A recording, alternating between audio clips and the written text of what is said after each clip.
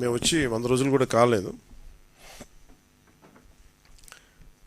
చాలా ఛాలెంజెస్ మధ్యలో ఆర్థికమైన ఇబ్బందులుండి ఇలాంటి పరిస్థితుల్లో చాలా సమర్థవంతంగా రాష్ట్ర ప్రభుత్వం అధికార యంత్రాంగం పనిచేయడానికి ఇది చాలా బలమైన తార్కాణం. అది గౌరవ ముఖ్యమంత్రి శ్రీ చంద్రబాబు గారి అనుభవం ఇలాంటి విపత్తు సమయంలో చాలా బలంగా తెలియజేస్తూ ఉంది, మనకి చూపిస్తూ ఉంది. అలాగే 2014-19లో కూడా ఆయన ముఖ్యమంత్రిగా ఉన్నప్పుడు హుదూద్ తుఫాన్ డిజాస్టర్ మేనేజ్మెంట్ కూడా ఎంత బాగా చేశారో తెలిసిందే. ఆ టైంలో కూడా నేను ఒక 50 లక్షల రూపాయలు డొనేషన్ ఇవ్వడం జరిగింది. నిన్న కూడా ఒక 1 కోటి రూపాయలు డొనేషన్ ఇవ్వడం మనం ప్రకటించడం జరిగింది. త్వరలోనే అది ఆయన చేతికి అందజేస్తాను సీఎం రిలీఫ్ ఫండ్కి. మెయిన్ ఇది అందరూ మాట్లాడుతున్నట్టు ఇది బుడమేరు పరివాహక మనకి దీనివల్ల ఇంత విపత్తు సంభవించింది, విజయవాడకి శాపంగా మార్చినాయి అని. నిన్న అంటే ఒకటి ఈజీగా ఏ ప్రభుత్వాన్ని తిట్టేయడం చాలా తేలిక.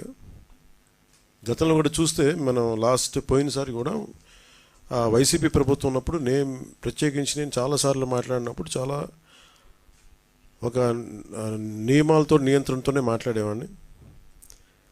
అలాగే మీ దృష్టికి ఏం తీసుకొస్తున్నానంటే బుడమేరు పరివాహక ప్రాంతంలో దాదాపు 90% ఆక్రమణలు ఉన్నాయి.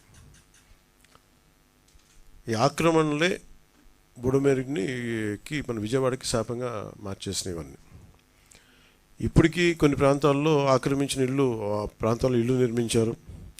తర్వాత నిర్మించిన ఇళ్ళకి అవుట్ఫుల్ డ్రైన్స్ లేకపోవడం, వరద ఎటు వెళ్తుందో తెలియక అది విజయవాడ సగం నగరాన్ని వరద నీరుతో ముంచెత్తేసింది.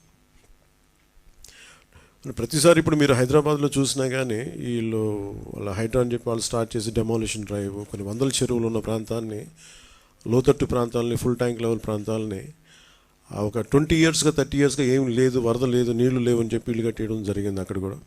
అలాగే ఏ మూల భారతదేశంలో ఏ రాష్ట్రంలో అయినా సరే, అలాగే ప్రత్యేక తెలంగాణ కావచ్చు, అలాగే మనకు సంబంధించి ఆంధ్రప్రదేశ్ కావచ్చు, ఇది ఈ నదీ పరివాహక ప్రాంతాలు ఇక్కడ నుంచి సహజ స్థితిలో అది ఆ వాగుల వంకల నుంచి వెళ్ళి సముద్రంకి వెళ్ళే దిశలో ఆ దారి మధ్యలో ఇల్లు కట్టేయడం, లేదంటే లేఅవుట్లు వేసేయడం, ఇవన్నీ వైలేషన్ ఒకళ్ళు చేయలేదు.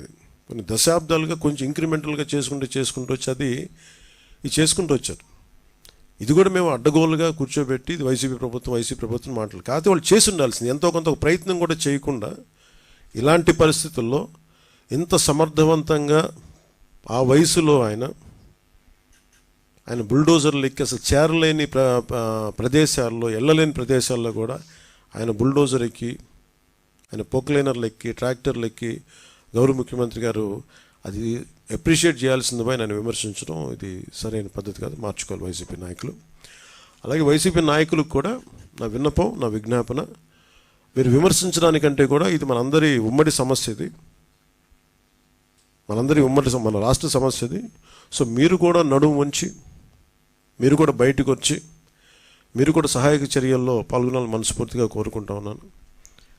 అలాగే గత 2-3 రోజులు నేను కనిపించట్లేదు అది ఇది అని మాట్లాడుతాను. ఒకటి చెప్తాను, ఇప్పుడు నేను వస్తే నాకు ఇబ్బంది ఏంటంటే ఈ సహాయక చర్యల్లో ఇబ్బంది పడిపోద్ది. ఒకసారి అందరిని మీద పడటం, దానివల్ల అధికార యంత్రాంగానికి కూడా ఒత్తిడి అవుద్ది. దానివల్ల నన్ను వాళ్ళు చెప్పడం వల్ల రాలేకపోయాను. అది నిన్న మీకు క్లియర్ కట్గా తెలియజేశాను. ఇంకా దీన్ని విమర్శించాలని ఎవరన్నా వైసీపీ నాయకులు అనుకుంటే భవిష్యత్తులో ఎప్పుడైనా సరే మీరు నాతో పాటు రావచ్చు, ఎక్కడికైనా సరే నాతో పాటు నా కాన్వాయ్లో తీసుకెళ్తాను మిమ్మల్ని, నాతో పాటు నడవండి. ఎలా ఉంటుందో మీకు అర్థం చేసుకున్నప్పుడు అప్పుడు మీరే సలహా ఇస్తారు. అందుకని దయచేసి దీన్ని ఒకసారి మీ దృష్టికి తీసుకొస్తాను. కానీ విమర్శించే వైసీపీ నాయకత్వానికి ఎవరికైనా సరే రాష్ట్ర ప్రభుత్వం చేస్తున్న ఈ చర్యల మీద ఎవరన్నా విమర్శించదలుచుకుంటే వాళ్ళందరికీ కూడా ఫస్ట్ మీరు సహాయం చేసి మాట్లాడండి. మీరు సహాయం చేసి మీరు బయటికి వచ్చి మీరు మాట్లాడి ఇళ్లలో కూర్చొని కాన్ఫరెన్స్లు పెడితే సరిపోదు. మీరు లోపలికి వచ్చి దిగండి మనస్ఫూర్తిగా. అలాంటి పరిస్థితులు అంటే మేము కూడా మాతో కలిసి తీసుకెళ్తాం.